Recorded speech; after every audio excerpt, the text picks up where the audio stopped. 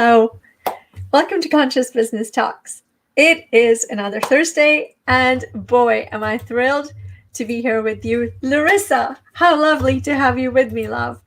I am so happy we're together on this wonderful Thursday. Okay, I know I'm sounding really chipper, and the funny thing is that a few minutes ago, I shouldn't say a few minutes ago, about an hour or so ago, I was so exhausted. I was so tired because it was one of those days where everything was like dominoes. I had everything kind of in perfect order, and that's where it was supposed to, like, nothing could be disrupted because it was that one after the other kind of thing. And most of the things were in the earlier part of the day were, I shouldn't say that. The first part of the day was work.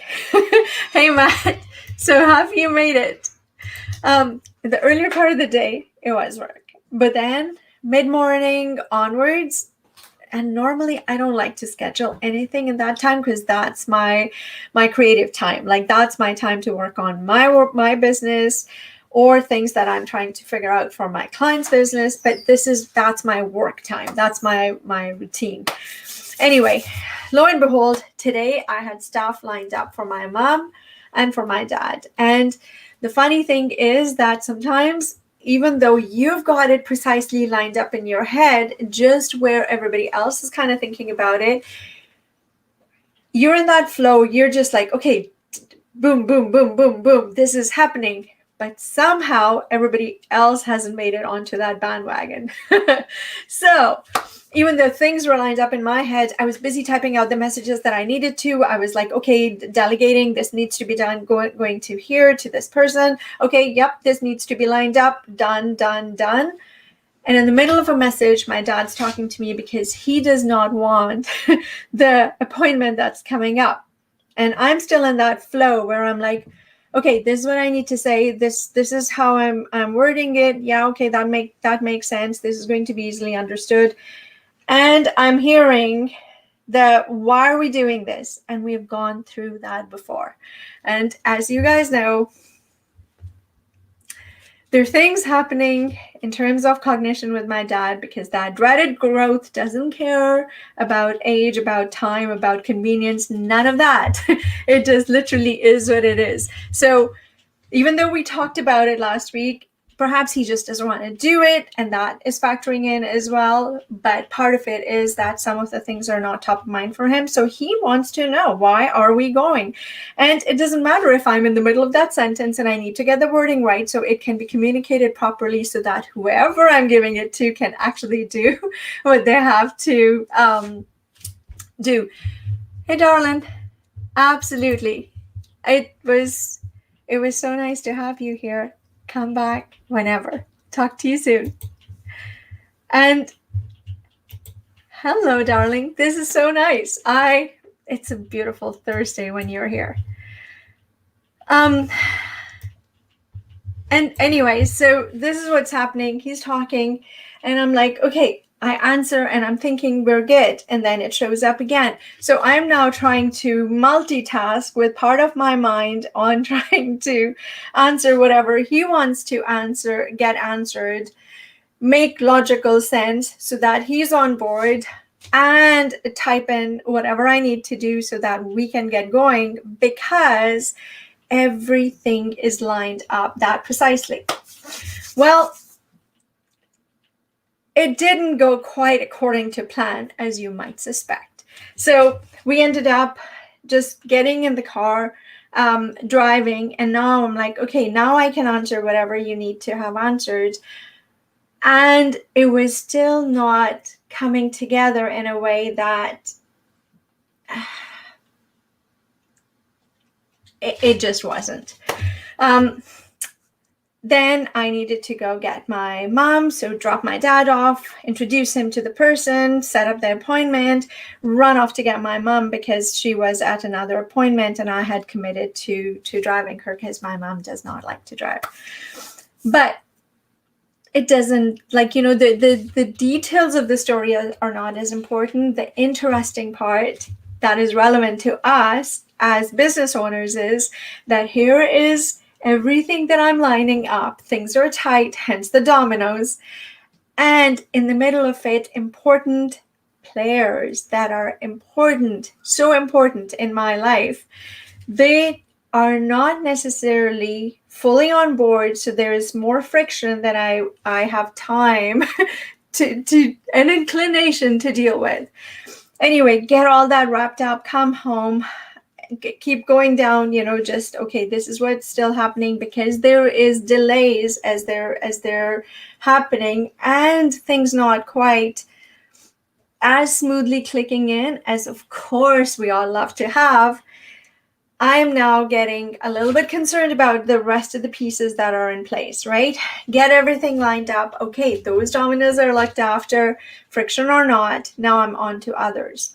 But every single one of those things, I was feeling that it was a little bit of a drain on my energy as I went along, because I don't know about you, but tell me if this resonates. I can handle just about everything, or so I feel, if I don't have that frictionful back and forth. That to me is just, I don't know, it just is soul sucking, right? Where you're not getting anywhere, but you're kind of just there, and you're dealing with the emotions. And even though you're trying to keep yourself out of that emotional reaction response, part of you is giving into it, possibly because you haven't given yourself the space to rest, recuperate, heal, and recharge that you should have. So that was definitely a check for me, that I hadn't done that. So one thing, if you don't do that, it is going to show up and it is going to slow you down. At least that's how it shows up for me. But the interesting thing was that I got to later in the afternoon, like as I was saying to you, I still got everything done, but I got to a state where my mind was just feeling like physically, even though I know it's not the case, but it was feeling just tired and sore. So I know when I get to that, I need to actually have the space to give myself, so I can breathe, feel the energy coming back, and give myself that area, that space, that feeling of energy flowing into me, recharge, listening to something that I find beautiful, or just quiet, like whatever feels right at that time. And as I was there, something that I was listening to, not even consciously, but it went on to something else that alluded to a short, tiny thing that Neill had shared. And it was a story about his father-in-law having this car. And it was his first car. This is, I guess, in the 1950s. He doesn't know a lot about cars, but he's super happy he's got this car. So he's driving away in first gear because he didn't realize he had any other gears, right? And so he takes the car in to the shop and says, I'm having trouble on the hills. I just have such a hard time getting up the hills in this car. It's just not doing it for me. It's not working. And where he lives in UK, in Aylesbury, there are no hills. So the person goes with him for a test drive to kind of see what is this person talking about. And sure enough, they discover he's only using the first gear.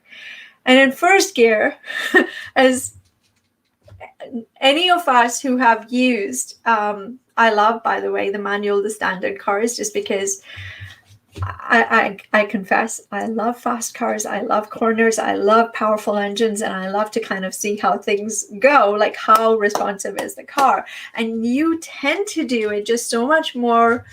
I don't know, I at least feel like a part of the car when I've got the gears that I can shift myself. But anybody who's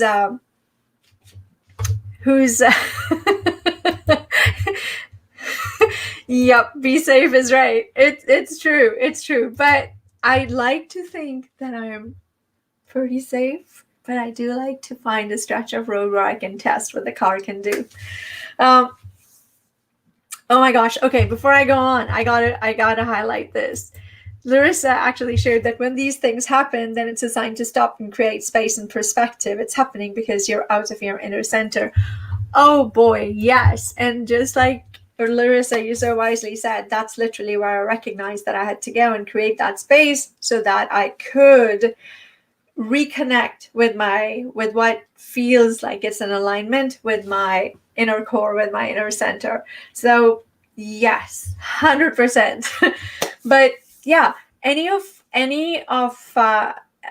us who have played with cars with gears, or if you have an automatic and it's stuck in one gear, you know the sound, how everything feels just so hard when you're stuck on that first gear, right? And no kidding, even where there are no hills, it feels like there are hills and you're having trouble making it up there, right? But when you discover that you have more than one gear and each gear flows really well when you engage it, the car just releases and there is this ease. There is this almost like this natural grace that it comes into and slides into that next gear. Things just flow so well and you just easily, gain the speed that you need to. Or if you're going uphill and you engage the right gear, then it makes it easier for you to go up the hill. But you got to find the right gears. And whenever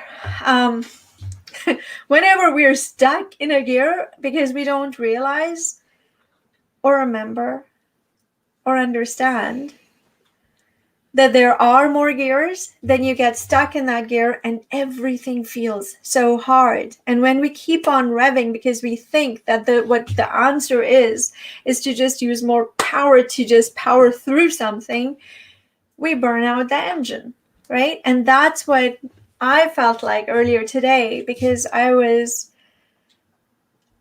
feeling a little burnt out. I was feeling like my engine was feeling the wear and tear of it, right? And yet, right now, I kid you not, you can feel it. I am up, I'm chipper, I'm ready to go, because the awareness shifted through that I was revving perhaps a little bit too hard, and I hadn't created that space around me at the right intervals, so that I could take in what I needed to shift into the right gear, right? Because when you are in the right gear, that reactionary part, that sucks you into somebody else's emotional experience, you are less prone to getting sucked into it. You can still preserve your feeling, your experience, what you want to be living inside your space, regardless of what's happening around it. And as an entrepreneur, as a business owner, as a leader, it is so, so crucial that we are connected to and aware of the space that is around us. So we make better decisions. We do take the time to recharge. We do bring in the awareness of which gear are we using and are there more gears? Because the funny thing is, and Michael Neill actually alluded to it in that same story, that sometimes even though we get where we're getting to, the experience is so draining. It is so hard that we're not inclined to repeat it. We're like, oh, that was so hard. I just don't want to do it again. And understandably, we deliberately shrink our world. We're like, okay, I'm okay here. This thing, I'm totally fine. I'm totally fine. I'm okay here. And even though we see what our dreams are, what we want to leave every day with our actions and our choices in our world, right? What legacy we want to leave, what impact we want to make. If we are constrained, if we are shrinking our space, well, we are also shrinking what we are leaving, right? And who we are reaching, what what amazing transformations we are witnessing in ourselves and inspiring in others. All of that shrinks with that. And frankly, it's not even necessary, because once you understand this magic of finding, using, and engaging the right gears, all those things become easier. The flow is easier. The journey becomes more enjoyable, and what we are creating with it becomes that much more inspiring for ourselves, for others, and transformational just naturally, right? And because of that, that experience now isn't so hard. We get to where we're going easier, faster, and much more enjoyably. And we are inclined to repeat that experience, not necessarily just with that, but with something else. So we replicate the things that are working well.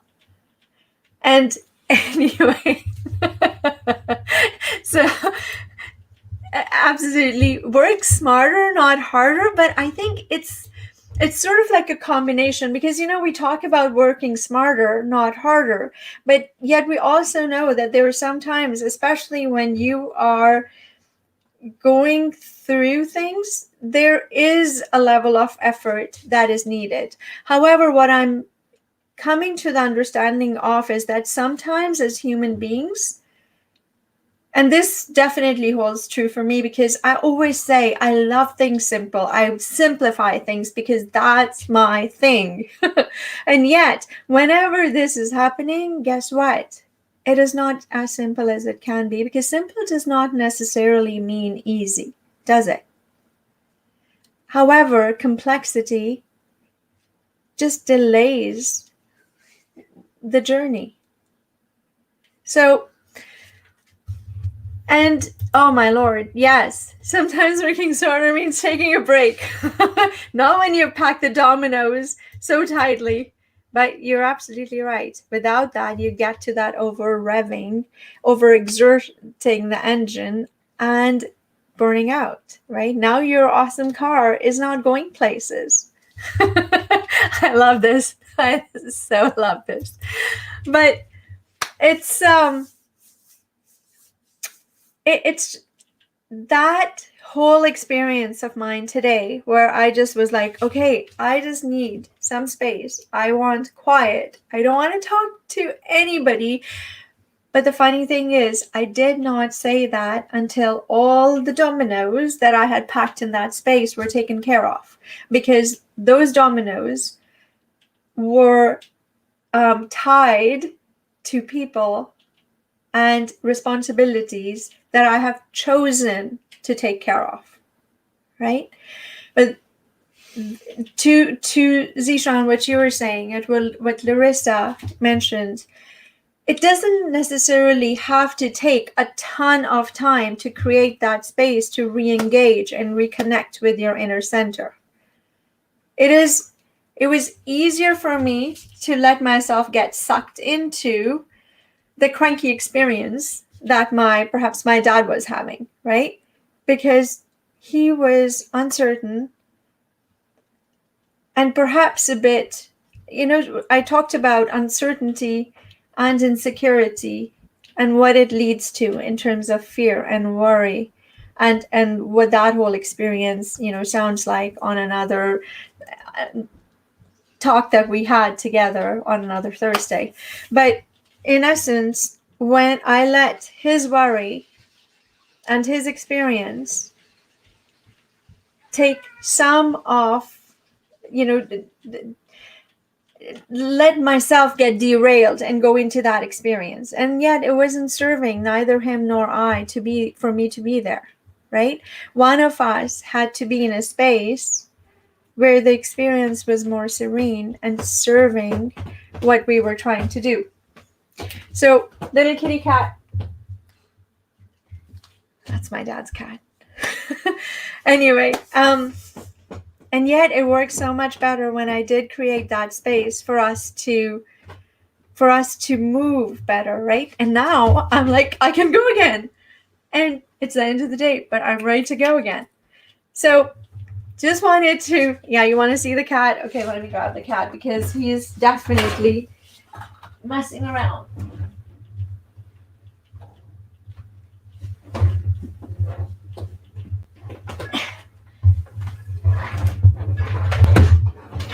Okay, that probably created a whole bunch of noise. Hello, kitty cat. Say hello.